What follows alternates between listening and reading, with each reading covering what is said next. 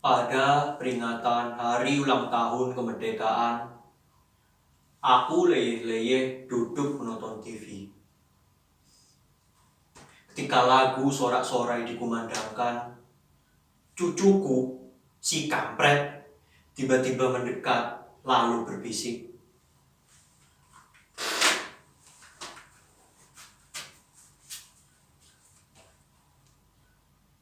Kek, apakah kita sudah merdeka, kek?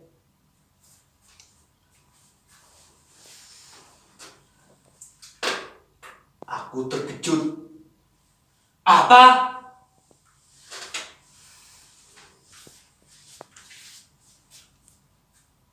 Apakah kita sudah merdeka?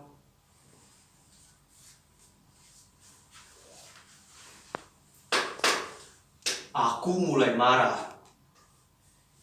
Siapa yang menyuruhmu menanyakan itu?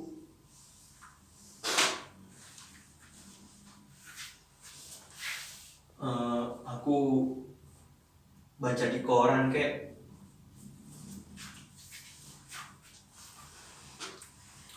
Si kampret mengeluarkan sobekan kertas koran dari sakunya.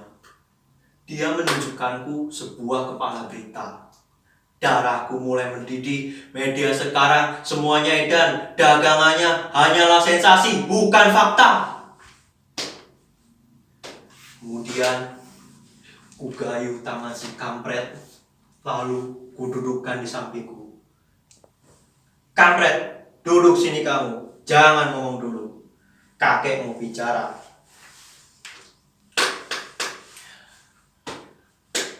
Apa-apa saja sih yang diajarkan gurumu di sekolah? Apakah gurumu sudah tidak lagi mengajarkanmu tentang sejarah Indonesia?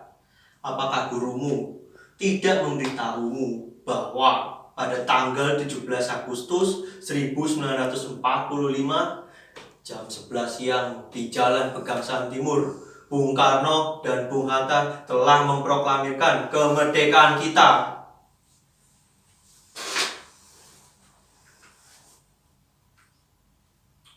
Proklamasi. Kami, bangsa Indonesia, dengan ini menyatakan kemerdekaan Indonesia. Hal-hal yang mengenai pemindahan kekuasaan dan lain-lain diselenggarakan dengan cara seksama dan dengan tempo yang sesingkat-singkatnya. Jakarta, 17 Agustus 1945. Atas nama bangsa Indonesia, Soekarno-Hatta. Nah, semenjak saat itu, kita sudah merdeka.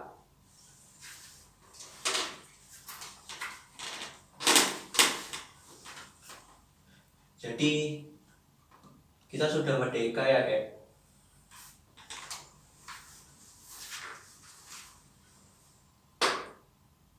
Wow, jelas kita sudah merdeka.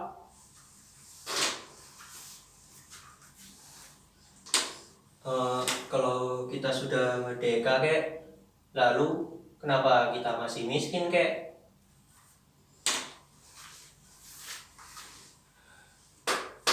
Hampir saja tanganku menampar mulut si kampret. Untung saja aku ingat Toyol ini masih cucuku sendiri. Sambil menahan geram, aku mengeram. Kampret, dengarkan kakek baik-baik.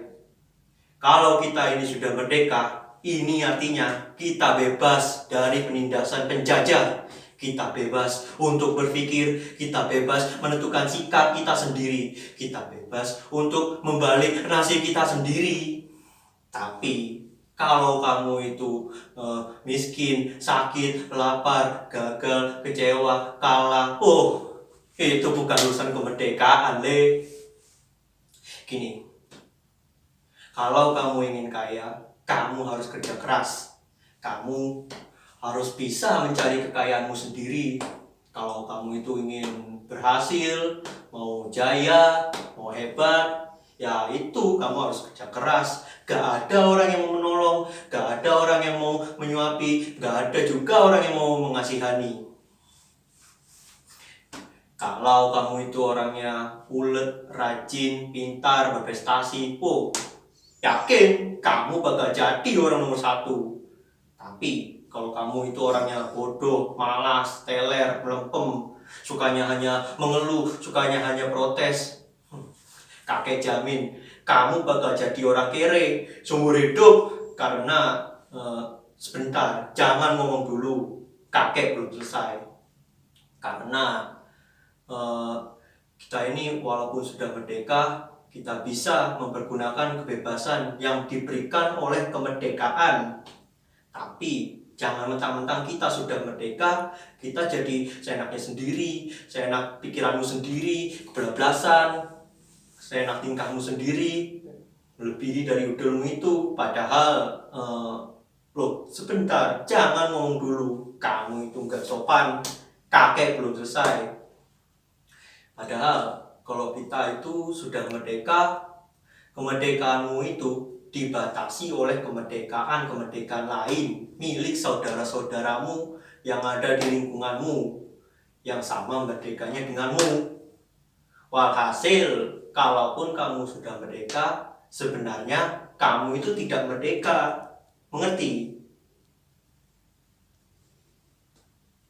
Ngerti? Mengerti tidak?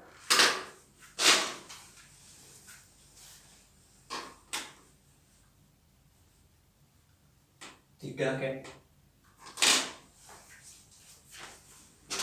Nah, dengan kamu bilang tidak, itu artinya kamu adalah orang yang merdeka. Karena hanya orang yang merdeka lah yang berani kapan saja bilang tidak. Di layar televisi, sang saka telah dikerek, diringi lagu Indonesia Raya. Aku jadi merinding. Aku jadi terlempar ke dalam masa revolusi. Dahulu kala aku sembunyi di ketiak-ketiak bukit. Aku sembunyi untuk menghadang konvoi tentara kolonial. Aku sembunyi. Aku menghancurkan jembatan malam-malam. Aku mengendap-endap ke kota. Aku mengendap-endap ke anjing militer kolonial untuk mencuri senjata. Tapi kami disergap karena ada sebuah pengkhianatan. Kami lari hingga kakiku tertembak. Kami terpincang-pincang. Akhirnya kami tersungkur ke dalam sebuah sumur tua.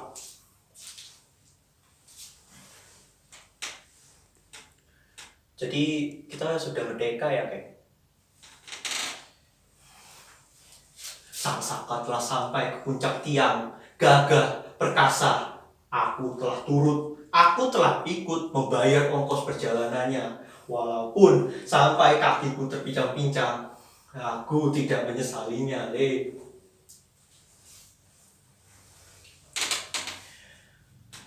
Jadi betul, Kek, kita sudah merdeka. Pada masa kemerdekaan, kuletakkan senjataku. Aku kembali ke sawah. Hidupku tenang, sampai pada suatu ketika ada seseorang yang menfitnahku bahwa aku adalah seorang pengkhianat. Ketika dulu kami disergap, akhirnya aku dipenjarakan, aku diperkarakan selama 4 tahun. Di dalam penjara, aku sadar bahwa orang yang menfitnahku, dia adalah pengkhianat yang sesungguhnya. Selepasnya dari penjara, sekeluarnya dari penjara, aku mencarinya di koran, aku mencarinya di kota. Lalu aku baru tahu bahwa sang pengkhianat tersebut, dia sekarang sudah menjadi seorang pejabat, menjadi seorang pejabat yang sangat dicintai oleh rakyatnya. Saat datang ke kota, dia tahu bahwa aku akan datang. Dia suruh orang untuk memberangusku. Aku lari hingga aku menghilang. Aku bukan pahlawan lagi.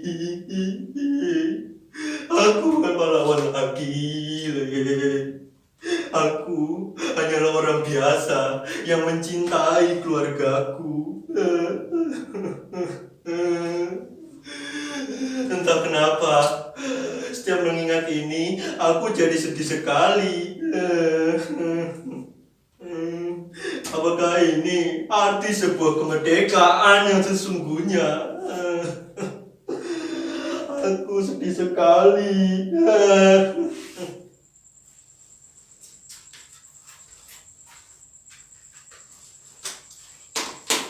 Kalau kita sudah merdeka, kek, lalu kenapa kakek menangis?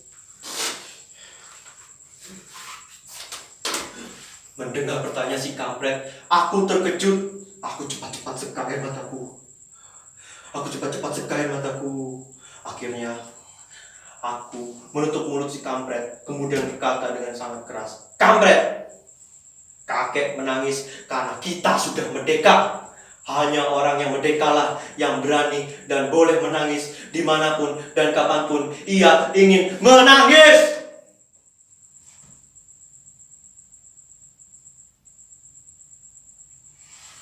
Mas,